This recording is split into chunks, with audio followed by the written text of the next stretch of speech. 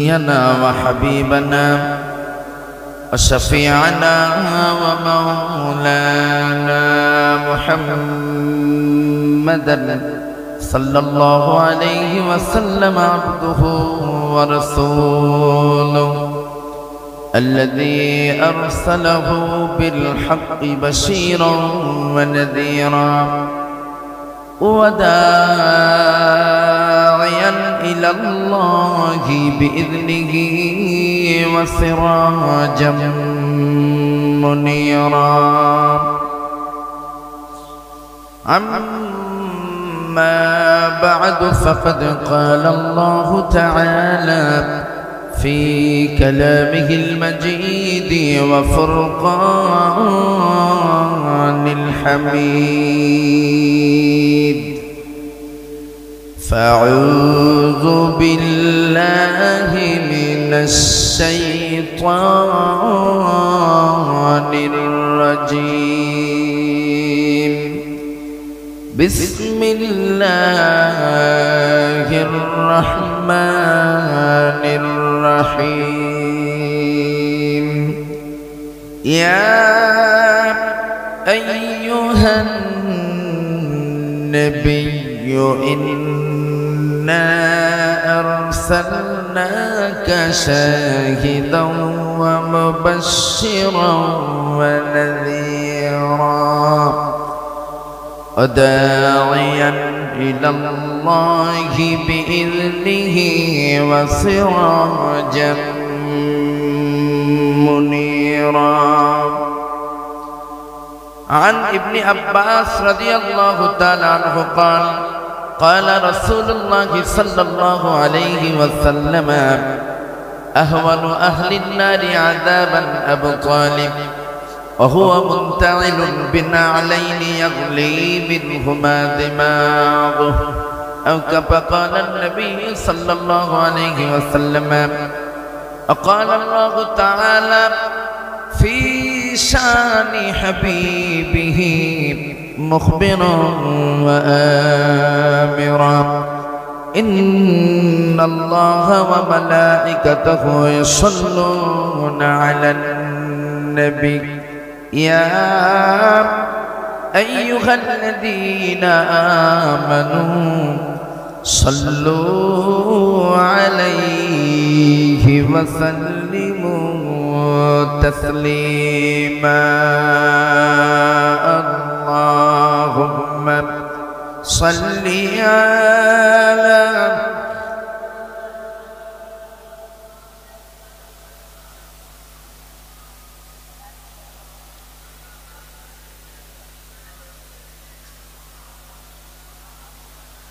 मन मर कादेरे प्राण मर कादेरे जेते सोनार मदीनाय।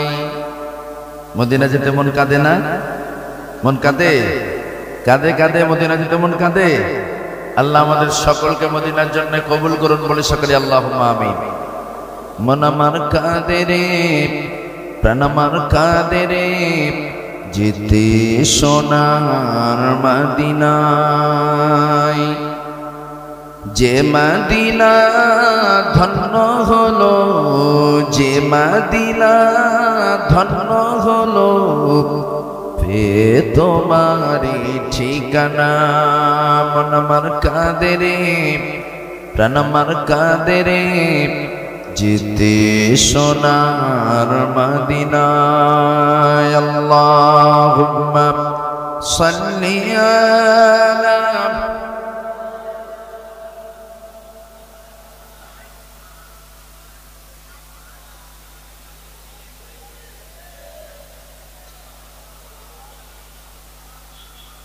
তায়েফের কথা ভেবে ভেবে কাঁদে শুধু দোনয়ন।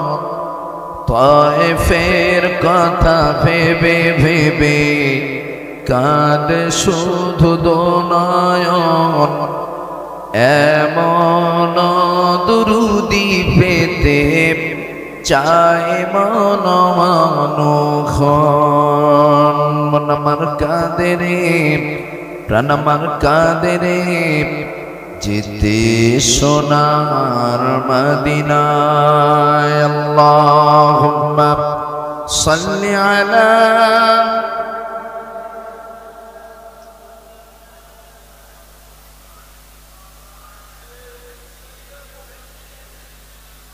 লেবুখালী কাজীপাড়া না কাজীপাড়া লেবুখালী কাজীপাড়া হাজীপাড়া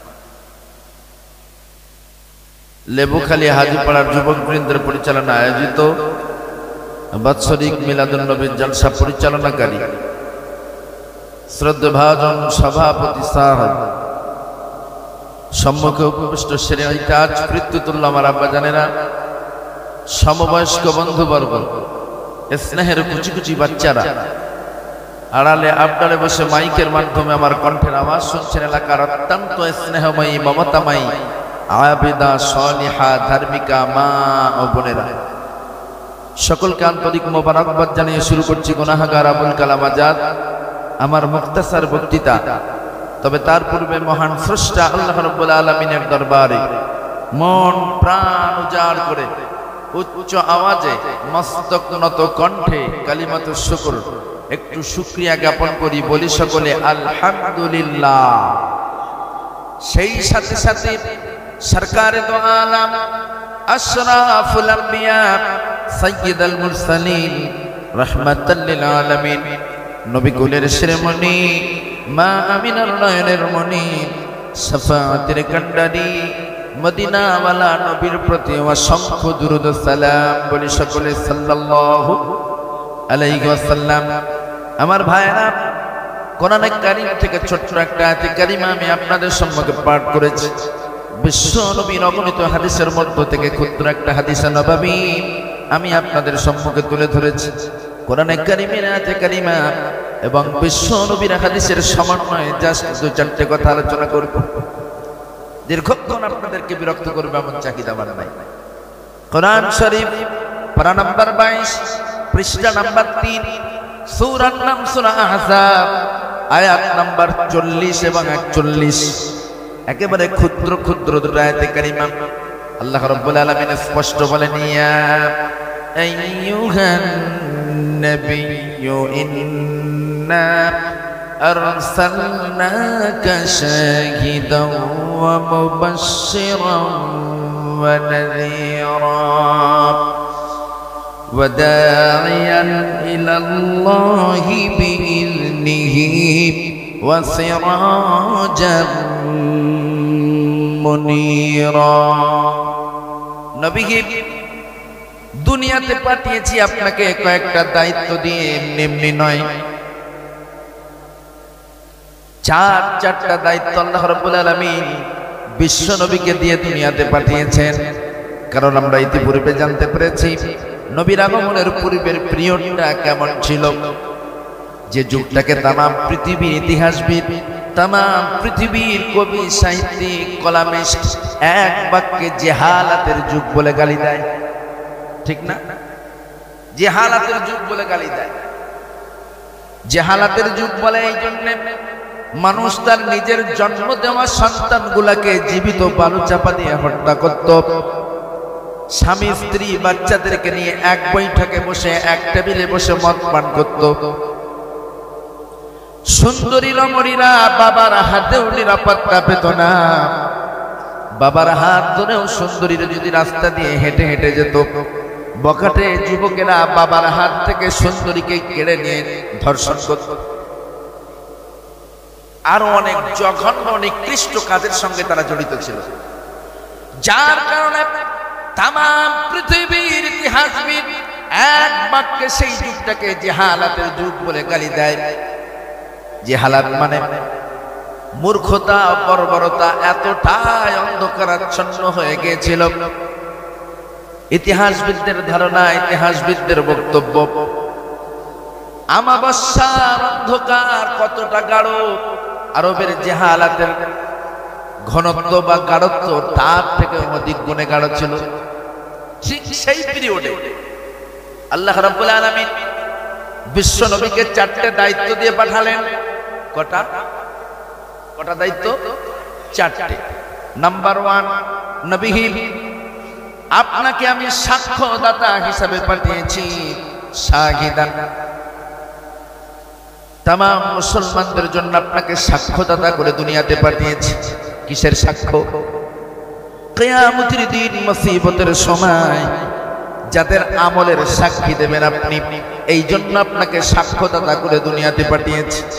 নাম্বার 2, মুবাশশিরান নবিহি, আমার বান্দাদেরকে জান্নাতের সুসংবাদ প্রদানকারী হিসাবে আপনাকে পাঠিয়েছি, বলুন সুবহানাল্লাহ।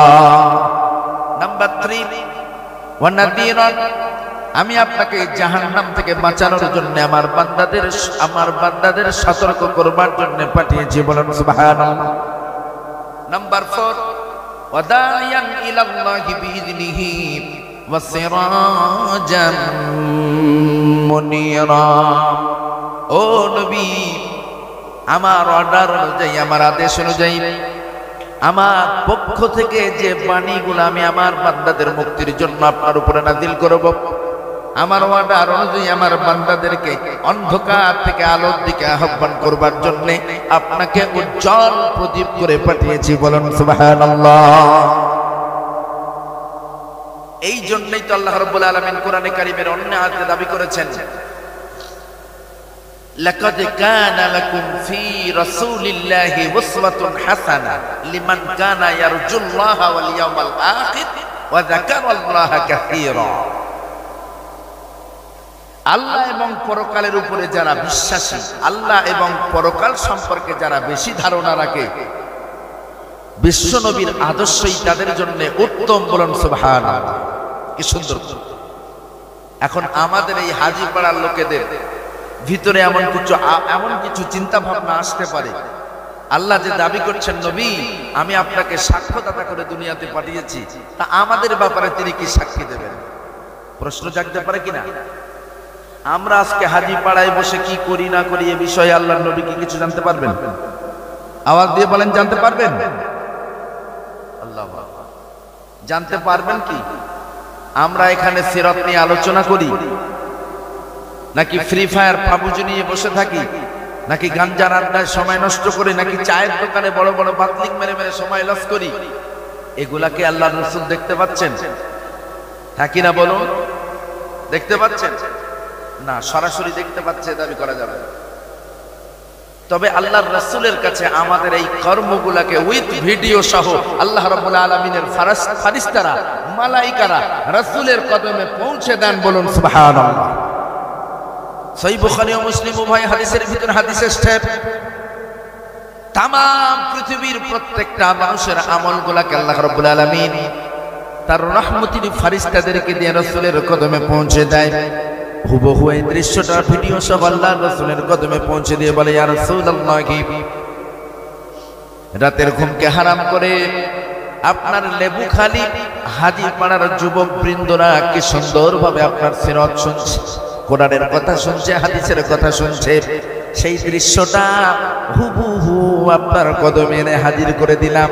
আল্লাহর পয়গম্বর আমাদের এই দৃশ্যটা দেখবার সঙ্গে সঙ্গে মুচকিয়ে হাসি দিয়ে দোয়া করতে থাকেন, বলুন সুবহানাল্লাহ। আরো জোরে বলুন সুবহানাল্লাহ। ঠিক তদ্রুপ ও আমার সোনা ভাইয়েরা, ও এলাকার যুব সমাজ যে বা যারা এই মাহফিলকে উপেক্ষা করে চায়ের আড্ডায় বসে আছে, তাসের আড্ডায় বসে আছে, পাবজি ফ্রি ফায়ার নিয়ে মেতে আছে, হুবহু তাদের দৃশ্যটাও আল্লাহর ফেরেশতারা রাসূলের কদমে পৌঁছে দেয়। ইয়া রাসূলুল্লাহ, একদিকে কোরআনের আলোচনা চলে, আপনার সিরাতের আলোচনা চলে, আর একদিকে কিছু হতভাগা চায়ের আড্ডায় বসে বসে সময় নষ্ট করে, কেউ বা তাসের আড্ডায় সময় নষ্ট করে, কেউ বা ফ্রি ফায়ার পাবজি খেলে সময় নষ্ট করে। হুবহু তাদের দৃশ্যটাও রাসূলের কদমে পৌঁছানো হয়। আল্লাহর নবী তাদের দৃশ্যটা দেখবার পরে মুখটা মলিন হয়ে যায়, আর তাদের জন্য আফসোস করতে থাকে, হায় আফসোস, কপাল পোড়া। সুতরাং সোনা ভাইয়েরা আমার, যে বা যারা এখনো পর্যন্ত প্যান্ডেলের বাইরে আছেন, মেহেরবানি করে একটু ভিতরে আসুন। লুকানোর কোনো জায়গা নাই, গোপন করার কোনো জায়গা নাই। আমাদের প্রতিটা কাজ, প্রতিটা কর্ম আল্লাহ ফারিস্তাদের দ্বারা রাসূলের কদমে পৌঁছে দেন। কিয়ামতের দিন বিশ্ব নবী আমাদের কর্মের ব্যাপারে সাক্ষ্য দেবেন, কোনো সন্দেহ নেই। নাম্বার 2, নবী হে আপনি আমার বান্দাদের জন্য জান্নাতের সুসংবাদ প্রদান করুন। কোরআনে কারীমের ভিতরে আল্লাহ রাব্বুল আলামিন 16তম পারার 3য়তম পৃষ্ঠায় স্পষ্ট বলছেন, ইন্নাল্লাযীনা আমানু ওয়া আমিলুস সালিহাতি কানাত লাহুম জান্নাতুল ফিরদাউসি নুজুলা খালিদিনা ফিহা লা ইয়াবগুনা আনহা হিওয়ালা। ইন্নাল্লাযীনা নিশ্চয় যারা ক্বালু ইন্নাল্লাযীনা ক্বালু রাব্বুনাল্লাহ সুম্মা ইসতাকামু ইন্নাল্লাযীনা আমানু ওয়া আমিলুস সালিহাত কানাত লাহুম জান্নাতুল ফিরদাউসি নুজুলা। যারা নাকি ঈমান আনে, ঈমান আনার সাথে সাথে নেক আমল করতে অভ্যস্ত হয়, নিঃসন্দেহে আমরা এটা নেক কাজ করছি, কোনো সন্দেহ নাই। আমাদের এই কাজটা নেক কাজ নাকি বদ কাজ? আল্লাহ রাব্বুল আলামিন বলেন, ইন্নাল্লাযীনা নিশ্চয় যারা আমানু ঈমান আনে ওয়া আমিলুস সালিহাত সাথে সাথে ভালো কাজ করতে অভ্যস্ত হয়, কানাত লাহুম জান্নাতুল ফিরদাউসি নুজুলা। আমি আল্লাহ তাদের জন্য জান্নাতুল ফিরদাউস রিজার্ভ করে রেখেছি, বলুন সুবহানাল্লাহ। খালিদিনা ফিহা, তারা সেখানে জনম জনম থাকবে, লা ইয়াবগুনা আনহা হিওয়ালা। বাট এক মুহূর্তের জন্য জান্নাত থেকে বাহির হওয়ার কথা তারা চিন্তাও করবে না। দীর্ঘদিন ধরে জান্নাতের ভিতরে আছি, জান্নাত একঘেয়ে হয়ে যাচ্ছে, আর ভালো লাগে না, এই জান্নাত থেকে একটু বাইরে যায় এমন চিন্তা কোনো জান্নাতীর আসবে না, বলুন সুবহানাল্লাহ। নাম্বার 3, নবী হে আপনি আমার বান্দাদেরকে জাহান্নাম থেকে বাঁচানোর জন্য সতর্ককারী হিসাবে আপনাকে পাঠিয়েছি। আহা, জাহান্নাম বড় ভয়ঙ্কর, জাহান্নাম বড় ডেঞ্জার জায়গা। স্পষ্ট আল্লাহ রাব্বুল আলামিন জাহান্নামের বর্ণনা দিয়েছেন 29তম পারার সূরা মুলক। কেউ যদি দুনিয়াতে বসে জাহান্নাম দেখতে চায় তাহলে সূরা মুলকের তাফসীর পড়ুন। ইযা উলকু ফিহা সামিউ লাহা শাহীকাও ওয়া হিয়া তাফুর তাকাদু তামাইয়াযু মিনাল গায়ব কুল্লামা উলকিয়া ফিহা ফাওজুন সাআলাহুম খাযানাতুহা আলাম ইয়াতিকুম নাযীর। জাহান্নামীরা যখন জাহান্নামের দিকে অগ্রসর হবে, জাহান্নামের রাস্তাঘাটগুলো এতটাই দুর্গম, এতটাই ডেঞ্জার, জাহান্নামীরা তো অস্থির হয়ে যাবে, ভয় আতঙ্ক। একেবারে জাহান্নামের কিনারা যখন চলে যাবে, জাহান্নাম গর্জন করতে থাকবে, ভয়ঙ্কর আওয়াজ জাহান্নামের ভিতর থেকে বার হবে। জাহান্নামীরা যখন তাদের আওয়াজ শুনতে, দিদের কানে জাহান্নামের আওয়াজ শুনবে, ভয়ে হত চকিয়ে যাবে। বাইরে দাঁড়িয়ে তারা মনে ভাববে, হায়, বাইরে থেকে যদি এত আওয়াজ আসে, না জানি ভিতরে কি সর্বনাশ হচ্ছে, যেতে চাইবে না। জাহান্নাম পরিচালিত ফারিস্তারা বড় কর্কশ, তারাও ছাড়বে না, কোমরে দড়ি বেঁধে টেনে হিঁচড়ে নিয়ে চলে যাবে। একেবারে জাহান্নামের দরজার কিনারায় যখন পৌঁছে যাবে জাহান্নামীরা, আল্লাহর ফারিস্তা মালায়েক জাহান্নামীদেরকে ডেকে বলবে, ও হতভাগারা, আজ তোমরা কেন জাহান্নামের দিকে এগিয়ে এসেছো?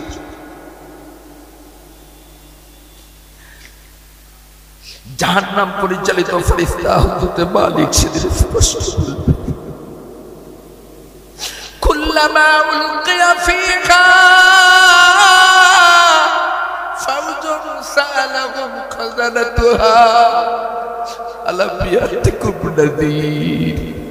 কেন তোমরা জাহান্নামের দিকে এগিয়ে এসেছো? আল্লাহকে সতর্ককারী হিসাবে তোমাদের কাছে কাউকে পাঠাই নাই। জাহান্নাম থেকে বাঁচার জন্য, জাহান্নাম থেকে নিষ্কৃতি পাওয়ার জন্য, জাহান্নাম সম্পর্কে সতর্ক করবে এমন কাউকে কি আল্লাহ তোমাদের কাছে পাঠান নাই? সেদিন জাহান্নামীরা বলবেন ক্বালু বালা, অবশ্যই আল্লাহ রাব্বুল আলামিন আমাদের কাছে সতর্ককারী পাঠিয়েছিলেন। কদ জাআনা নাযীর, সতর্ককারী আমাদের কাছে পাঠিয়েছিলেন, কিন্তু আমরা তাদেরকে বলেছিলাম ফাকাযযাবনা ওয়া কুলনা মা নাযালাল্লাহু মিন শাই। আল্লাহ এই ধরনের কিছু অবতীর্ণ করেনি, বলেন তোমরাই ভুলের ভিতরে ভরে আছো। দুনিয়াতে এসেছি, অর্থ ইনকাম করেছি, আমোদ প্রমোদ ফুর্তি করব, মরে যাব, কবরে চলে যাব, কবরের মাটি খেয়ে ফেলবে, হিসাব নিকাশ কিচ্ছু হবে না। সুতরাং তোমাদেরকে আর আমাদের টুপি পরানো লাগবে না ও মৌলবীরা, বরং তোমরাই ভুলে ভরা, আমরাই ঠিক আছি। বলুন নাউজুবিল্লাহ। অবশ্যই এই ধরনের মানুষ আশা করি দক্ষিণ 24 পরগনায়। নাম্বার 4, ওয়াদাইয়ান ইলাল্লাহি বিইযনিহি ওয়া সিরাজাম মুনিরা। নবী হে, আপনার স্বার্থ সিদ্ধির জন্য নয়, বরং আমার দিনকে প্রচার করবার জন্য, বান্দাদেরকে আমার আদেশ অনুযায়ী, আমার অর্ডার অনুযায়ী, আমার বান্দাদেরকে অন্ধকারের মধ্য থেকে আলোর দিকে আহ্বান করবার জন্য, অন্ধকার থেকে আলোর দিকে ডাকবার জন্য আপনাকে সিরাজাম মুনিরা, উজ্জ্বল প্রদীপ করে পাঠিয়েছি। সুতরাং আপনার ইচ্ছা মতো না, আমার চাহিদা অনুযায়ী আমার বান্দাদেরকে অন্ধকার থেকে আলোর দিকে ডাকুন। বলুন সুবহানাল্লাহ। মাত্র 23টি বছরের ব্যবধানে আল্লাহর পয়গম্বর দুনিয়ার সমস্ত অন্ধকারকে মুছে তামাম পৃথিবীর মানচিত্রে ইসলামী সুশীল সমাজ, সোনালী যুগ উপহার দিয়ে সোনার পয়গম্বর দুনিয়া থেকে বিদায় নেওয়ার পূর্বে ঘোষণা করছেন খায়রুল কুরুনি কারনি। কে বলেছে আমার যুগটা জাহেলিয়াতের যুগ? আমি আল্লাহর পয়গম্বর আজ দায়িত্বহীন কণ্ঠে ঘোষণা দিলাম আমার যুগটাই শ্রেষ্ঠ যুগ। আমার যুগের মতো যুগ পৃথিবী কোনদিন দেখিনি, আর দেখবেও না। বলুন সুবহানাল্লাহ। আরো জোরে বলুন সুবহানাল্লাহ। ও মুসলমান ভাইরা, মাত্র 23টি বছর সংগ্রামের ব্যবধানে তামাম পৃথিবীর মানচিত্র থেকে সুদ, ঘুষ, জেনা, ব্যভিচার, মানুষ হত্যা, রক্তক্ষয়ী যুদ্ধ সব নিপাত চলে গেছে, বিদায় নিয়েছে। কিন্তু দুর্ভাগ্য, আজ আমরা আবারও পুনরায় সেই জিহালাতকে ফিরিয়ে আনছি। অথচ ভাবতে অবাক লাগে, আমরা মুসলমান জন্মসূত্রে পেয়েছি আল কোরআন, আমরা মুসলমান জন্মসূত্রে পেয়েছি বিশ্বনবীর রেখে যাওয়া আদর্শ। কিন্তু দুর্ভাগ্য, মুসলমানের ঘরে জন্মালেও মরণের পূর্বে বেঈমান হয়ে কবরে যাচ্ছে এমন অনেক মুসলমান সমাজে আছে না নাই? আছে। আরে আমাদের কথা কি বলবো, আশ্চর্য ব্যাপার। আল্লাহ কোরআনে বলছেন ওয়াতাসিমু বিহাবলিল্লাহি জামিআ ওয়া লা তাফাররাকু, তোমরা আমার রুজুকে শক্ত করে ধরো দৃঢ়তার সঙ্গে। নারে তাকবীর, নারে তাকবীর। সিলসিলায়ে ফুরফুরা শরীফ, সিলসিলায়ে মুজাদ্দিদুজ জামান, সিলসিলায়ে মুজাদ্দিদুজ জামান, নারে তাকবীর। আলহামদুলিল্লাহ, আমাদের আকাঙ্ক্ষিত মেহমান অলরেডি ফুরফুরার জমিন থেকে আপনাদের লেবুখালী হাজীপাড়ায় পদার্পণ করেছেন। সময় মতো তিনি মঞ্চে চলে আসবেন ইনশাআল্লাহ। যে কথা আমরা ছিলাম, জন্মসূত্রে কোরআন পেলাম, জন্মসূত্রে রাসূলের রেখে যাওয়া আদর্শ পেলাম, অথচ আমার ঘরের মুসলমানেরা মুসলমানের ঘরে জন্মগ্রহণ করেও মৃত্যুর পূর্বে ঈমান হারা হয়ে কবরে চলে যাচ্ছে। আছে না নাই? অথচ ভাবতে অবাক লাগে, আমার নবীর উপরে স্টাডি করতে যে অনেক পথ হারা, পথ ভোলা, বেধর্মী ইসলামের ভিতরে দাখিল হয়েছে। বলুন সুবহানাল্লাহ। এমন অনেক দৃষ্টান্ত আছে। যে নবী আমাদের ঈমান, যে নবীর উপরে ঈমান আনা আমাদের জন্য ঈমান, যে নবীকে বিশ্বাস করা, যে নবীর উপরে, যে নবীর আদর্শকে মানা আমাদের ঈমান, সেই নবী সম্পর্কে আমরা কতটা ওয়াকিবহাল। অথচ এমন অনেক মানুষ আছে যারা নবীর আগমনের পূর্বে, নবী কখন আসবেন, কিভাবে আসবেন, কোন জায়গায় আসবেন, নবী আসার পূর্বের সিমটম গুলো হুবহু তাওরাত কিতাব পড়ে জানতে পেরেছিলেন, বলেন সুবহানাল্লাহ। একজন ব্যক্তির কথা বলি, কয়েকটা মাত্র মিনিট সময় নিয়ে। ওয়েস নামের একজন ইহুদি পাদ্রী, জাতিতে তিনি ইহুদি, তাওরাত শাস্ত্রের উপরে এতটাই বিজ্ঞ, এতটাই পাণ্ডিত্য তার ছিল, নবীর আগমনের কাল যখন এসে গেছিল, ওয়েস তাওরাত পড়ে পড়ে বুঝতে পেরেছিল এরপরে বিশ্ব নবীর আগমন ঘটবে। হঠাৎ করে সিরিয়ার বাজারে বিশ্ব নবীর বাবা হযরত আব্দুল্লাহ ব্যবসা সূত্রে যখন ঘোরাঘুরি করেন, ওয়েসের নজরে একদিন রাসূলের পিতা আব্দুল্লাহ, সরাসরি রাসূলের পিতা আব্দুল্লাহর সঙ্গে সাক্ষাৎ হয়ে গেল। হযরত আব্দুল্লাহকে এক ঝলক দেখা মাত্র ওয়েস বুঝতে পারলেন এ তো সাধারণ কোন যুবক নয়। রাসূলের পিতার কপালের দিকে তাকিয়ে চিৎকার মেরে ওয়েস বলে উঠলেন, কে যুবক, কোথায় তোমার বাড়ি, কি তোমার নাম, তোমার পরিচয় কি, বাবার নাম কি, কোথা থেকে এসেছো তুমি? আব্দুল্লাহ অবাক হয়ে গেল, এমন করে হতচকি আমার দিকে তাকিয়ে আমার ঠিকানা জিজ্ঞাসা করছেন, ব্যাপারটা কি? বলে এমনি নয়, খবর আছে বল। হযরত আব্দুল্লাহ বলেন, আমার নাম আব্দুল্লাহ, আমার বাবার নাম আব্দুল মুত্তালিব, আমি মক্কার কাবা বাইতুল্লাহর নিকটের একজন যুবক, বলুন সুবহানাল্লাহ।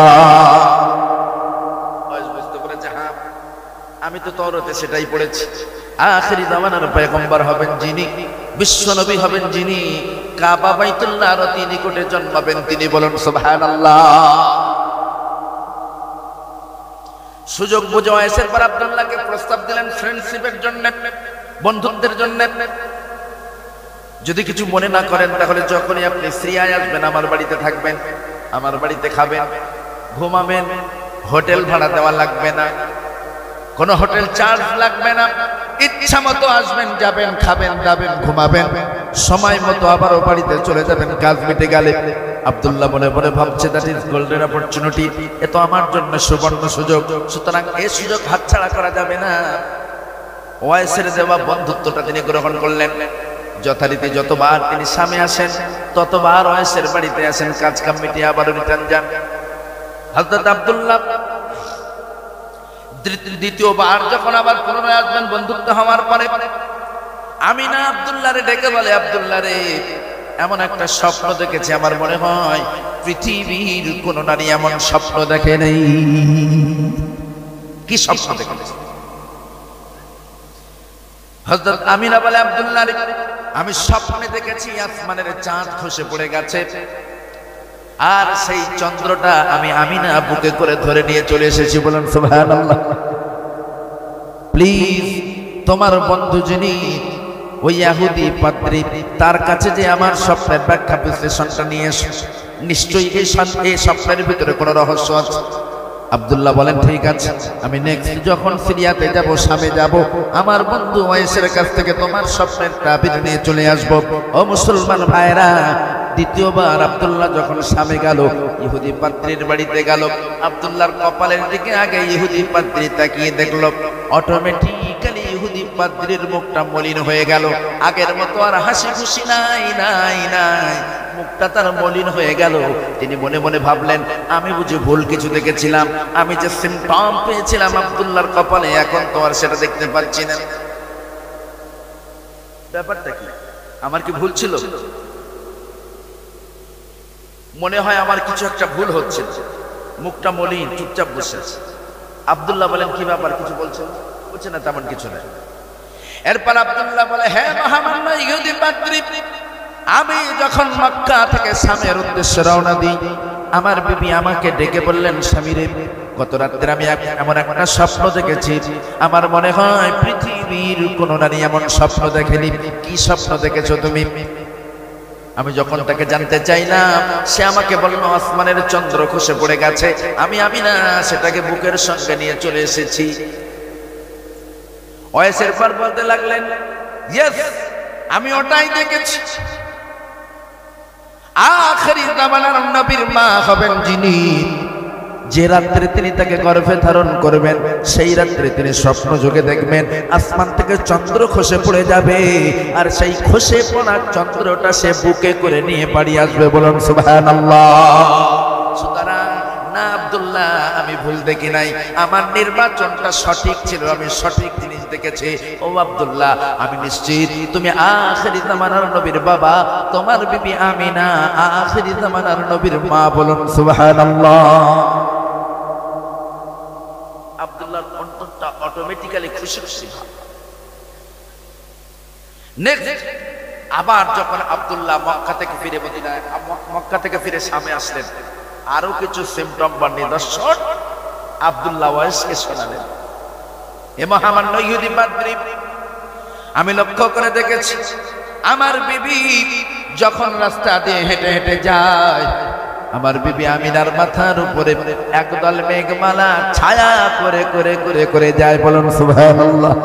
আমি আরো লক্ষ্য করে দেখেছি আমার বিবি আমিনা একাকী যখন একাকী যখন ফাঁকা জায়গায় উড়ে উড়ে ফাঁকা জায়গায় বেরিয়ে বেড়ায়, ঘুরে বেড়ায়, আমি লক্ষ্য করে দেখেছি আসমান থেকে আজগবি ভাবে আমার বিবি আমিনার উপরে কে যেন লক্ষ্য করে আজগবি কথা বলে, আমিনা এদিকে যেও না, আমিনা এদিকটা তোমার জন্য ভালো হবে না, ও আমিনা এটা খেও না, আমিনা ও আমিনা তোমার গর্ভে যে সন্তান আছে সেটা সাধারণ সন্তান নয়, ও আমিনা তোমার গর্ভের সন্তানের নাম রেখো মুহাম্মদ। বলুন সুবহানাল্লাহ। আমি লক্ষ্য করে দেখেছি আমার বিবি একাকী যখন রাস্তায় হাঁটে আজগবি আসমান থেকে কিছু আওয়াজ আসে, ওই আওয়াজগুলা কোথা থেকে আসে, কে দেয়, আমি কিছু জানি না। ইহুদি পাদ্রী ওয়াইসের বাচ্চা কাঁদে আমার আব্দুল্লাহ রে, মুবারক হো আব্দুল্লাহ, খুশামদীদ আব্দুল্লাহ, আমি নিশ্চিত ও আব্দুল্লাহ তোমার বিবির গর্ভে যে সন্তান আছে সেই সন্তানটাই হবে আখিরি জামানার নবী। বলুন সুবহানাল্লাহ। অটোমেটিক্যালি আব্দুল্লাহর অন্তরটা খুশিতে বাগবাগ। আব্দুল্লাহ চলে এসেছে, ওদিকে ওয়াইস বসে বসে বসে বসে স্বপ্ন দেখেছে, নিশ্চিত আমি তার নবুয়ত কাল পর্যন্ত হায়াত পাবো না, তার নবুয়তের আগেই হয়তো আমার মৃত্যু হয়ে যাবে, সুতরাং তার কাছে ইসলাম গ্রহণ করা আমার সৌভাগ্য হবে না, যে কোনো মূল্যে অন্তত পক্ষে বাল্যকালে হলে একবার তার নূরানী চেহারাটা দেখতে চাই। বলেন সুবহানাল্লাহ। যেহেতু আব্দুল্লাহর সঙ্গে বন্ধুত্ব তৈরি হয়েছে, আব্দুল্লাহর মারফতেই আব্দুল্লাহর দ্বারাই আমি সেই শিশু নবীকে এক ঝলক দেখব, এমন আশায় আকাঙ্ক্ষিত হয়ে ইহুদি পাদ্রী ওয়াইস সামনে বসে বসে অন্তরের ভিতরে আশা জেগেছেন, অন্তরের ভিতরে আশায় আকাঙ্ক্ষা নিয়ে বসে আছে। দুর্ভাগ্য, আব্দুল্লাহ আহার সামনে আসলো, ওই যে বিদায় নিল, আর আব্দুল্লাহ সামনে আগমন করলেন না। আব্দুল্লাহর আগমন না হওয়ার কারণে ওয়াইস তো চিন্তায় পড়ে গেল, আমার স্বপ্ন কি ভেঙে যাবে, আমার স্বপ্ন কি বৃথা যাবে, আমি কি শিশু নবীকে এক ঝলক দেখতে পারবো না, চিন্তায় টেনশনে প্রেসার। এক সপ্তাহ হয়ে গেল আব্দুল্লাহর আগমন নাই, 2 সপ্তাহ হয়ে গেল আব্দুল্লাহর আগমন নাই, 15 দিন যখন অতিক্রম করলো, মক্কা থেকে আগত অন্যান্য ব্যবসায়ীদেরকে লক্ষ্য করে বলে, ও মক্কার যুবকেরা, আব্দুল্লাহ নামের যে যুবকটা আসতো সামনে তাকে কেন আর দেখি না? আব্দুল্লাহর কথা বলা মাত্র মক্কা থেকে আগত যুবকেরা চোখের পানি ছেড়ে দিয়ে জোরে কাঁদতে লাগলেন। যখনই কান্না শুরু করে দিলাম, ওয়াইসও কাঁদতে লাগলো, কি হলো তোমাদের? জানতে চাইলাম আব্দুল্লাহ কেন আসে না, অথচ তোমরা চোখের পানি ছেড়ে দিয়ে জোরে কাঁদছো, ব্যাপারটা কি? মক্কার যুবকেরা টুকরে কাঁদতে কাঁদতে বললেন, হে মহামান্য ইহুদি পাদ্রী, আব্দুল্লাহ নামের যুবকটা আর দুনিয়াতে নেই। ওয়াইসের পর ডুকরে ডুকরে চিৎকার করে কাঁদতে লাগলো, হায় আমার স্বপ্ন বুঝি ভেঙে গেছে, সম্ভবত শিশু নবীর দেখার সৌভাগ্য আমার হবে না। খানা দানা ছেড়ে দিলেন, বাড়িতে বসে অটোমেটিক্যালি ক্রন্দন করতে লাগলেন, কেঁদে কেঁদে কেঁদে কেঁদে চোখের পানিতে বুক ভাসাতে লাগলো। সম্ভবত শিশু নবীকে আর আমি দেখতে পাবো না। দীর্ঘদিন কাঁদবার পরে সে মনে মনে ভাবলো, এভাবে বাড়িতে বসে থেকে লাভ নাই, বরং শিশু নবীকে যদি দেখার ইচ্ছাই আমার থাকে, ইমিডিয়েটলি মক্কায় চলে যায়, নিশ্চয়ই কোনো না কোনো ভাবে আমি তাকে দেখতে পাবো। বলুন সুবহানাল্লাহ। কি আশা, কি চাহিদা, কি আকাঙ্ক্ষা, কি তামান্না। জাতিতে ইহুদি, অথচ আমার নবীকে এক ঝলক দেখবার জন্য কতটা পাগল হয়ে মক্কা চলে এসেছে। কাবা বাইতুল্লাহ থেকে অনেকটা দূরে, একেবারে ধু ধু প্রান্তর। এখন তো আর কিছু ধুধর নেই, এখন তো আর ফাঁকা দোকান নেই, এখন সব 20 তলা 24 তলা 50 তলা 100 তলা বিল্ডিং হয়ে গেছে। মক্কার কাবা বাইতুল্লাহ থেকে অনেকটা দূরে ফাঁকা মাঠে ওয়েস, তখনকার দিনের গাছগাছালি কাঠকাটালি যা ছিল তাই দিয়ে ছোট্ট একটা ঝুপড়ি হলো। কারণ তাওরাতের ভিতরে এটাও পেয়েছিল, আখিরি জামানার নবী মাতৃগর্ভে যখন থাকবেন, আসমানে উজ্জ্বল একটা তারকা উদয় হবে। প্রতিদিন আসমানে ওই তারকা থাকবে।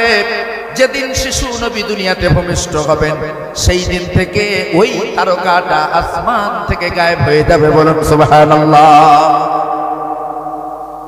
দিনের বেলা ঝুপড়ির ভিতরে ঘুমায়, আর রাতের বেলা সারাটা রাত জেগে জেগে আসমানে আকাশের দিকে তাকিয়ে তাকিয়ে সেই তারকাটার দিকে এক ঝলক, এক নজরে তারকার দিকে তাকায়, সারাটা রাত জাগরণ করে করে রাতের পর রাত কন্টিনিউ আসমানের উজ্জ্বল তারকার দিকে তাকিয়ে তাকিয়ে রাত জেগে জেগে কাটিয়ে দেয়। দিনের বেলা কিছু সময় ঘুমায়। ও মুসলমান ভাইরা, কোনো একদিন ওয়েস দেখলো নাই নাই নাই, আর আকাশে সেই উজ্জ্বল তারকা নাই। তিনি নিশ্চিত বুঝে গেছেন বিশ্ব নবী আজকে রাত্রেই ভূমিষ্ঠ হয়েছেন। বলুন সুবহানাল্লাহ। আশ্চর্য ব্যাপার। জাতিতে ইহুদি, অথচ কখন আসছেন নবীজি না দেখেই বলে দিচ্ছেন। ওদিকে তিনি মক্কায় থেকে ওই ছোট্ট ঝুপড়ির ভিতরে থেকে রাসূলের দাদুর সঙ্গে সম্পর্ক করলেন, দেখি আব্দুল্লাহর পরিচয়টা খুঁজে পাওয়া যায় কিনা, আব্দুল্লাহর বাড়ি কোনটা সেটা যদি খোঁজ নিয়ে জানা যায়। এমন একটা আশায় তিনি মক্কাতুল মুকাররমায় কাবা বাইতুল্লাহর তদানীন্তন সময়ের পরিচালক খাদিম রাসূলের দাদু হযরত আব্দুল মুত্তালিবের কাছে গেলেন। গুটি গুটি গুটি গুটি পায়ে কাবা বাইতুল্লাহর মাতাবের ভিতরে যখন প্রবেশ করলেন, দেখলেন একজন বয়োবৃদ্ধ মানুষ কাবা বাইতুল্লাহর রক্ষণাবেক্ষণের দায়িত্বে আছেন। তার দিকে এগিয়ে গিয়ে সালাম মুসাফাহার পরে জিজ্ঞাসা করলেন, আব্দুল্লাহ নামের যুবকের বাড়ি কোনটা? হযরত আব্দুল মুত্তালিব যখনই আব্দুল্লাহর কথা বলল, চোখের পানি ছেড়ে দিয়ে আব্দুল্লাহর কথা আব্দুল্লাহর খোঁজ নেওয়া ব্যক্তির দিকে তাকিয়ে বললেন, কে গো পথিক, তবে আমার মনে হয় আপনি তো এলাকার কোনো মানুষ নয়, কারণ এলাকার মানুষের ভাষা এমন নয়, এলাকার মানুষের ওটা ভাষা এমন নয়, আপনি নিশ্চিত বাইরের কোনো মানুষ। কে আপনি, কোথায় আপনার বাড়ি, কি আপনার পরিচয়, আব্দুল্লাহর খোঁজ কেন আপনি করতে এসেছেন বলুন। অঝরে কাঁদেন, আর আব্দুল্লাহর ব্যাপারে জিজ্ঞাসা করা ব্যক্তিকে লক্ষ্য করে তিনি বলেন, কেন আব্দুল্লাহর খোঁজ নিচ্ছেন? ওয়াইজ বলে, নিশ্চিত আমি বাইরের মানুষ। ঠিকই বলেছেন, আমি মক্কার মানুষ নয়, আমি একজন শামের মানুষ। কোন একটা আশায় আকাঙ্ক্ষিত হয়ে শাম থেকে বিবি বালি বাচ্চা ছেড়ে আমি মক্কাতুল মুকাররমার উদ্দেশ্যে দৌড় দিয়েছি। ও মুসলমান ভাইরা, আব্দুল্লাহর খোঁজ কেন আপনি করছেন জিজ্ঞাসা করলেন আব্দুল মুত্তালিব। আব্দুল্লাহ কি আপনার কাছে কোনো ঋণ করে গেছে নাকি? বলে, না, কোনো ঋণ করে নাই। তাহলে আব্দুল্লাহর সঙ্গে কি প্রয়োজন আপনার? ওয়াইসের পর টুকরে কেঁদে কেঁদে বলে, সে আমার বন্ধু, তার সঙ্গে আমার বন্ধুত্ব ছিল। যখনই শামে যেত আমার বাড়িতে যেতে, আমার বাড়িতে খেতেন, আমার বাড়িতে ঘুমাতেন, আমি কোনো রকম চার্জ নিতাম না। কিন্তু হঠাৎ করে আব্দুল্লাহ না যাওয়ার কারণে আব্দুল্লাহর টানে আমি চলে এসেছি শাম থেকে মক্কায়। বলুন, আব্দুল্লাহ নামের যুবককে আপনি চেনেন কিনা? এরপর বিশ্বনবীর দাদু আব্দুল মুত্তালিব চোখের পানি ছেড়ে দিয়ে অঝরে কাঁদতে কাঁদতে ইহুদি পাত্রীকে বুকের সঙ্গে জড়িয়ে নিয়ে বললেন, আমি হতভাগা আব্দুল্লাহর বাবা। ওয়াইস আবার নতুন করে স্বপ্ন দেখতে পার লাগলেন, যাক আমি ঠিকই আমার গন্তব্যে পৌঁছে গেছি। আব্দুল্লাহ মারা গেলে আব্দুল্লাহর বাবার সঙ্গে পরিচয় হয়েছে, অন্তত পক্ষে আব্দুল্লাহর বাবার সোর্সে আমি শিশু নবীকে এক ঝলক দেখব। কন্টিনিউ রাসূলের দাদুর সঙ্গে ওয়াইস 10টা মিনিট হলেও এসে একটু একটু কথা বলে বলে যান। যে রাত্রে আসমান থেকে সেই তারকাটা গায়েব হয়ে গেছে, হারিয়ে গেছে, সেই দিন ভোরবেলা আব্দুল্লাহর বাবা আব্দুল মুত্তালিবের আগমনের প্রতীক্ষায় তিনি বসে আছেন। কখন আসবেন তিনি, তার কাছে জানতে চাইবো আজকে কাবা বাইতুল্লাহ চতুর্দিকে কোন নারী পুত্র সন্তান ডেলিভারি দিয়েছে কিনা। ওদিকে হযরত আব্দুল মুত্তালিব সুন্দর ফুটফুটে একটা নাতি তিনি পেয়েছেন, এই সুসংবাদটা দেওয়ার জন্য তিনিও বন্ধু ওয়াইসের দিকে অগ্রসর হলেন। যখনই আব্দুল মুত্তালিব যে তাকে বলবেন যে হে মহামান্য পাত্রী, সুসংবাদ, আমার মৃত বেটা আব্দুল্লাহর বধূ, আমার পুত্রবধূ সুন্দর ফুটফুটে একটা বাচ্চা ডেলিভারি দিয়েছে, বলুন সুবহানাল্লাহ। এই সংবাদটা দেওয়ার জন্যই তিনি গিয়েছেন। অথচ ইতিহাসবিদ বলেন আল বিদায়া ওয়াল নিহায়ার ভিতরে আল্লামা ইবনে কাসির রাহমাতুল্লাহি আলাইহি বলেন আব্দুল মুত্তালিব বলার পূর্বেই ওয়াইস ছটফট করতে লাগলো, ও আব্দুল মুত্তালিব, আমি আপনার কাছে একটা বিষয় জানতে চাই, বলুন তো দেখি কাবা বাইতুল্লাহ চতুর্দিকে গত রাত্রে কোন নারী পুত্র সন্তান ডেলিভারি দিয়েছে কি? হযরত আব্দুল মুত্তালিব হতচকিয়ে গেলেন, চমকে গেলেন, থমকে গেলেন, আশ্চর্যান্বিত হলেন। ব্যাপারটা কি? মনে হয় ইনি কোনো সাধারণ মানুষ নয়, গণক টনক হবেন, গণক টনক হবেন, না হলে আমার বলার আগে তিনি বলে দিচ্ছেন কি ব্যাপার? চুপ মেরে আছে। আব্দুল মুত্তালিব বলেন আমার জানা নাই কোন নারী পুত্র ডেলিভারি দিয়েছে কিনা, আমার জানা নাই। আব্দুল মুত্তালিবকে লক্ষ্য করে আর ওয়াইসের পরে ডুকরে কেঁদে উঠলেন, কাঁদতে কাঁদতে বলতে লাগলেন, ও মহামান্য আব্দুল মুত্তালিব, ও মহামান্য আব্দুল মুত্তালিব কাবার খাদিম, বলুন আপনি প্লিজ আমাকে বলুন কাবার চতুর্পাশে কোন নারী গত রাত্রে পুত্র সন্তান ডেলিভারি দিয়েছেন কি? ও মুসলমান ভাইরা, আব্দুল মুত্তালিব চুপটি মেরে বসে আছে আর ওয়াইস ডুকরে ডুকরে কাঁদতে কাঁদতে জিজ্ঞাসা করলেন, বলুন প্লিজ আপনি বলুন ওই শিশুটাকে এক ঝলক দেখবার জন্য বিবি ছেড়েছি, বাচ্চা ছেড়েছি, জমি জামা ঘর বাড়ি সব ছেড়ে দিয়েছি, শুধুমাত্র ওই শিশুটাকে এক ঝলক দেখবো বলে, বলুন সুবহানাল্লাহ। নিজের জন্মভূমি ছেড়ে আজ কয়েকটা মাস মক্কার মরু প্রান্তরে খেয়ে না খেয়ে রাতের পর রাত জেগে আমি অপেক্ষা করছি, বলুন প্লিজ আপনি বলুন ওই শিশুটাকে দেখবার জন্য আমি এসেছি। আব্দুল মুত্তালিব কোনো কথা বলেন না, চুপটি মেরে বসে। ওদিকে ওয়াইস ছটফট করছে আর আব্দুল মুত্তালিব কথা দিলাম না ওই শিশুর কোনো ক্ষতি সাধন করব না, ওই শিশুকে কোনো ক্ষতি আমি করব না, আমি কথা দিলাম ওই শিশুকে এক ঝলক দেখবার পরে আমি আমার অন্তরের আগুনটা নিবারণ করব। ও আব্দুল মুত্তালিব, ওই শিশুটাকে দেখবার জন্য অনেক আগে থেকে আমি স্বপ্ন দেখেছি, আমি দোহাই লাগি তোমার, বলো প্লিজ আমাকে বলো মক্কার চতুর্দিকের কোন নারী গতকালকে পুত্র সন্তান ডেলিভারি দিয়েছেন কিনা? তবে আমি কথা দিলাম আমি তার কোনো ক্ষতি করব না। ও মুসলমান ভাইরা, এমন করে বারবার যখন আব্দুল মুত্তালিবকে বিরক্ত করেন, আব্দুল মুত্তালিবের বলে বিনম্র ভাবে বলেন, হো মহামান্য ইহুদি পাদ্রী, দোহাই লাগে আপনার, আপনি আমার নাতিটার কোনো ক্ষতি করবেন না, আর কোন নারী ডেলিভারি দিয়েছে কিনা বলতে পারবো না, তবে গত রাত্রে আমার মৃত বেটা আব্দুল্লাহর বধূ, আমার পুত্রবধূ এমন পূর্ণিমার চাঁদের মতো ফুটফুটে একটা বাচ্চা ডেলিভারি দিয়েছে, যে বাচ্চাটা ডেলিভারির পর থেকে উপর হয়ে সেজদায় পড়ে আছে। আরো জোরে বলুন সুবহানাল্লাহ। ইহুদি পাদ্রী ওয়াইসের আর বুঝতে বাকি রইল না, পাগলের মতো কাঁদতে লাগলো। আব্দুল মুত্তালিব কসম সেই আল্লাহর, যে আল্লাহর হাতে আমার জান, না ওই শিশুর কোনো ক্ষতি সাধন আমি করব না। আমি মনে আশা জেগেছে, আমার মনে আশা জেগেছে, সম্ভবত তার নবুয়ত কাল পর্যন্ত আমার হায়াত নাই, তার পূর্বেই আমি মারা যাব। তবে ওই নবী, ওই নবী, ওই শানদার নবী, নবীদিগের নবী, তিনি সব নবীদের সরদার। আমি এক ঝলক চামড়ার চোখে তার শিশু অবস্থায় দেখতে চাই। কিয়ামতের দিন মুসিবতের সময় আমার মালিককে আমি ডেকে ডেকে বলবো, রব্বুল আলামিন আল্লাহ, আমি আখিরি জামানার নবীর উম্মত না হলেও চামড়ার চোখে আখিরি জামানার নবীকে আমি দেখেছিলাম। বলুন সুবহানাল্লাহ। এতেই আমি নাজাত পেয়ে যাব। আব্দুল মুত্তালিবের পরে বললেন, দেখুন বাচ্চাটা তো আমার নয়, আমার পুত্রবধূর,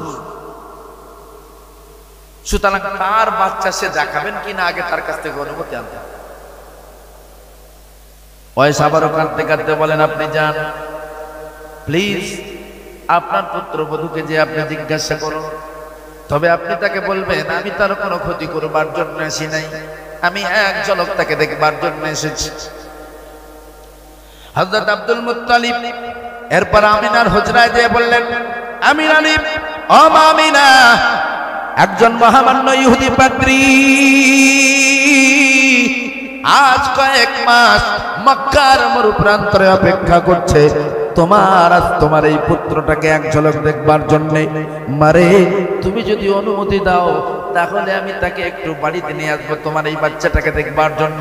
হযরত আমিনা বললেন, আব্বা জান, আপনার সন্তান আব্দুল্লাহ মারা যাওয়ার পরে আমি যখন ডুকরে ডুকরে কাঁদছিলাম, আপনি আমার মাথায় হাত বুলিয়ে দিয়ে বলেছিলেন, মা কেঁদো না, মা কেঁদো না, আমি আব্দুল মুত্তালিব তোমাকে পানিতে ফেলে দেব না।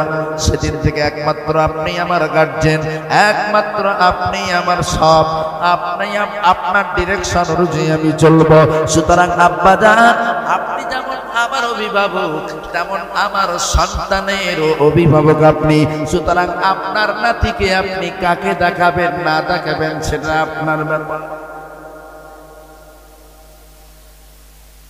আব্দুল মুত্তালিব আবার আয়েশার কাছে চলে গেলেন, চলো, অনুমতি দিয়েছে আমার পুত্রবধূ, চলো আমার নাতিকে দেখবার জন্য তুমি যখন পাগল হয়েছো, চলো দেখবে। হযরত ইবনে কাসির রাহমাতুল্লাহি আলাইহি বলে, এরপর আব্দুল মুত্তালিব ওই ইহুদি পাদ্রী ওয়াইসকে নিয়ে যখন বাড়ির দিকে অগ্রসর হলেন, ও মুসলমান ভাইরা, আস্তে আস্তে আস্তে আস্তে হযরত আমিনার হুজরার দিকে এগিয়ে গিয়ে আমিনাকে বললেন, মা সাইড হয়ে যাও, মেহমান আসছে বাড়িতে, তোমার কলিজার টুকরা সন্তানকে এক ঝলক দেখবার জন্য। হযরত আমিনা সাইড হয়ে গেলেন, শিশু নবী সাইড আছেন। এমন সময় ইহুদি পাদ্রী ওয়াইস আল্লাহর পয়গম্বরকে এক ঝলক দেখবার সঙ্গে সঙ্গে বেহুশ হয়ে জমিনের উপরে পড়ে গিয়েছে। বলুন সুবহানাল্লাহ। হযরত আব্দুল মুত্তালিব চিন্তায় পড়ে গেলেন, কি করি উপায়, বহিরাগত মেহমান আমার বাড়িতে আসলো, অথচ তার যে মির্গির রোগ আছে সে তো আমার জানা ছিল না, কাঁপতে কাঁপতে পড়ে গেছে। যদি মারা যায় এখনই মক্কার মানুষ আমাকে বলবে একজন বহিরাগত মানুষকে বাড়িতে এনে পকেট মেরে তাকে হত্যা করেছে। চিন্তায় পড়ে গেলেন, টেনশনে পড়ে গেলেন। দীর্ঘক্ষণ তার মাথায় পানি ঢালা হলো। ও মুসলমান ভাইয়েরা, দীর্ঘক্ষণ মাথায় পানি ঢালবার পরে যখন ওয়াইসের জ্ঞান ফিরল, থরথর করে কাঁপছে, ডুকরে ডুকরে খাচ্ছে ওয়াইস। আব্দুল মুত্তালিব, মুবারক আব্দুল মুত্তালিব, খুশ আমদিদ আব্দুল মুত্তালিব। ও আব্দুল মুত্তালিব, আমি 100% শিওর হয়ে গেছি এই বালকটা সাধারণ কোনো বালক নয়, এই বাচ্চাটা সাধারণ কোনো বাচ্চা নয়। আমি নিশ্চিত এই বাচ্চাই আখেরি জামানার পয়গম্বর, বলুন সুবহানাল্লাহ। তবে আব্দুল মুত্তালিব আর একটা বিষয় আমার দেখা বাকি আছে। ও আব্দুল মুত্তালিব, আমি তাওরাতে যা যা পেয়েছি হুবহু সবগুলা মিলে গিয়েছে, আর একটা জিনিস আমার দেখার বাকি আছে। আব্দুল মুত্তালিব রে, অনুমতি যদি দাও ওই শিশুটার পিঠের অংশটা আমি একটু দেখতে চাই, কারণ আমি তাওরাতের ভিতরে পড়েছি আখেরি জামানার নবী হবেন যিনি, পিঠে সিজদার দিকে নবুয়তের সিলমোহর থাকবে তার, বলুন সুবহানাল্লাহ। আমি তাওরাতে যা যা পড়েছি হুবহু সবগুলো মিলে গিয়েছে, আর একটা বিষয় আমার একটু স্যাটিসফাই করতে বাকি আছে। আপনি যদি অনুমতি দেন তাহলে আমি এই বালকটার পিঠের দৃশ্যটা একটু দেখব। রাসূলের পিঠের কাপড় যখন সরিয়ে দেওয়া হলো, আমাদের ভাষায় যৌতুক, মানুষের গায়ের কালার একরকম, তার মাঝে ভিন্ন কালারের একটু ছোপ ছোপ দাগ অনেকের আছে না শরীরে, থাকে না? পরিষ্কার মানুষের গায়ে কার একটু কালছে, কারণ ইন্ডিয়ান ম্যাপ মতো ঢাকা বাঁকা ভিন্ন কালারের একটু স্টাম্প মতো থাকে না গায়ে। আপনারা কি বলেন তাকে? তিল। তো ছোট ছোটগুলা, আর বড়গুলা কি বলেন? জরুল। আমরা বলি যৌতুক, আমার ভাষা যৌতুক, আপনারা বলেন জরুল। যাক, ওই জরুল বিশিষ্ট পিঠে সিজদার দিকে নবুয়তের সিলমোহর যখনই ওয়েস দেখলেন, ডুকরিয়ে কেঁদে উঠে দোয়া করতে লাগলেন, খুশামদিদ ও আব্দুল মুত্তালিব মুবারক হোক, আল্লাহর নবীর জন্য এরপরে দোয়া করতে লাগলেন, বেঁচে থেকো বাবা, দীর্ঘজীবী হতো। জানো না, জানো না, তুমি জানো না, মক্কার বেঈমান বেদিন ধর্মঘারারা, মক্কার কুফারে কুরাইশে না তোমার বিরুদ্ধে কত সংগ্রাম করবে, তোমাকে হত্যা করবার জন্য কত চেষ্টা তারা চালাবে, তোমাকে তারা রক্তাক্ত করবে, তোমাকে অনেক ক্ষতি করবে। আমি যদি বেঁচে থাকি আমি কথা দিলাম তোমাকে সাহায্য করব, তবে সম্ভবত তোমার নবুয়ত কাল পর্যন্ত আমি বেঁচে থাকবো না। দোয়া করি তোমার জন্য, যদি তোমার নবুয়ত পর্যন্ত আমি হায়াত পাই, আমি তোমার সঙ্গে তরবারি নিয়ে খাড়া থাকবো, বলুন সুবহানাল্লাহ। আমার মুসলমান ভাইরা, এতগুলা কথা বলবার পিছনে কারণ একটাই, যে কথা বলছি না, মুসলমানের ঘরে জন্মগ্রহণ করেছি, যে রসুলের বিষয়ে জানা আমাদের জন্য ঈমান, যে রসুলের বিষয়ে জ্ঞান অর্জন করা আমাদের জন্য ঈমান, যিনি আমাদের জন্য একমাত্র মডেলিস্ট, যিনি আমাদের জন্য একমাত্র আদর্শ নেতা, যার আদর্শে আমাদের আদর্শিত হতে হবে, যার আদর্শে আদর্শিত হয়ে তামাম বাংলার জমিনকে রঙিন করে ফুরফুরায় চিরনিদ্রায় শায়িত হয়েছেন যিনি, আজও পর্যন্ত বাংলার মানুষ এক ডাকে যাকে চেনেন রাসূলের আদর্শ আদর্শিত হওয়ার কারণে। শুধু বাংলার মানুষ নয়, 2017 সালে হজের জন্য যখন আমি কাবা বাইতুল্লাহর নিকটে গেলাম, হজ করলাম, মদিনাতে আসলাম, এখন তো হাজী সাহেব যারা যাচ্ছেন চতুর্দিকে ব্লক, রিয়াদুল জান্নাহ ব্লক, কাবা বাইতুল্লাহ ব্লক, রাসূলের মাজার ব্লক, আসহাবে সুফফা ব্লক, সব ঘেরা আছে। একবার মাত্র চান্স পাবেন। 2017 সালে ইচ্ছা মতো আসহাবে সুফফার উপরে বসে বসে কোরআনে কারীম তেলাওয়াত করেছি। রাসূলের কদমের কাছে দাঁড়িয়ে দাঁড়িয়ে প্রতিদিন কেঁদে কেঁদে সালাম পাঠ করেছি।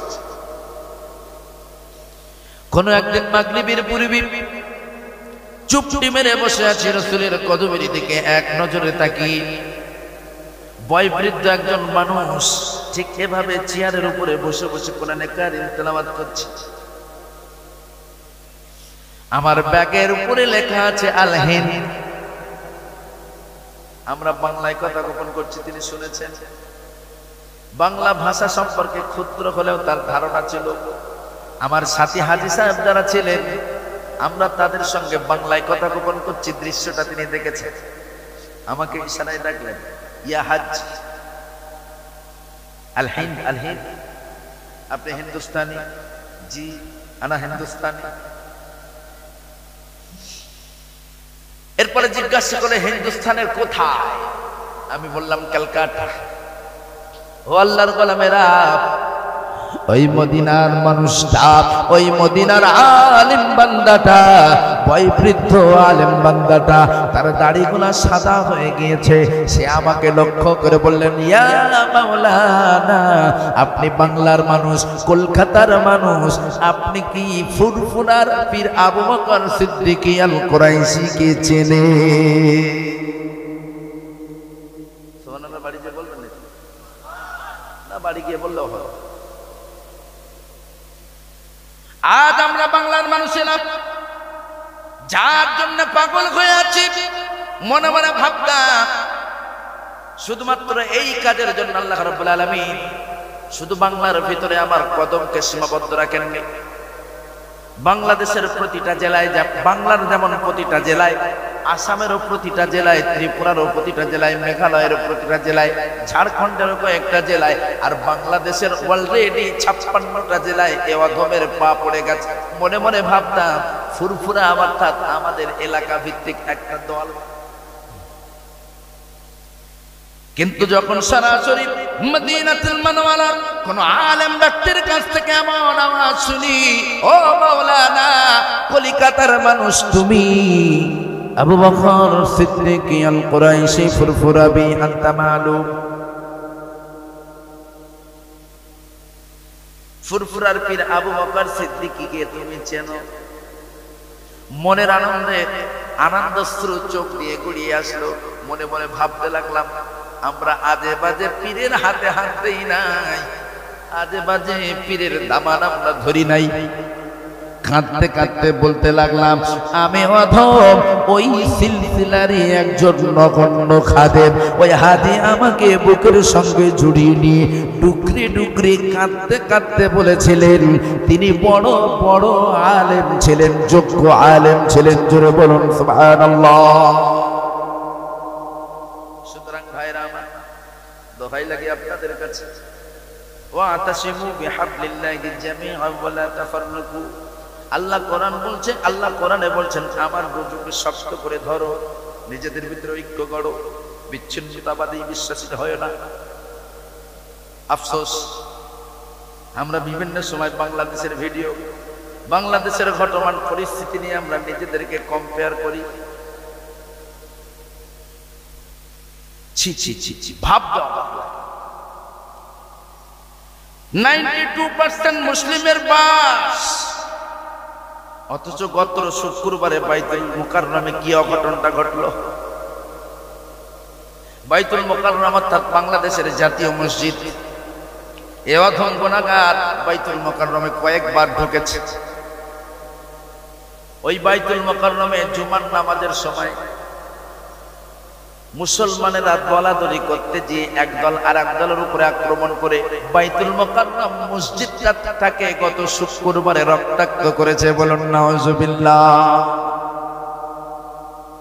ধিক্কার জানানোর ভাষা নেই। তাম পৃথিবীতে হাইলাইট হয়েছে, দেখো টুপিওয়ালা মৌলবীরা কি করছে, দেখো।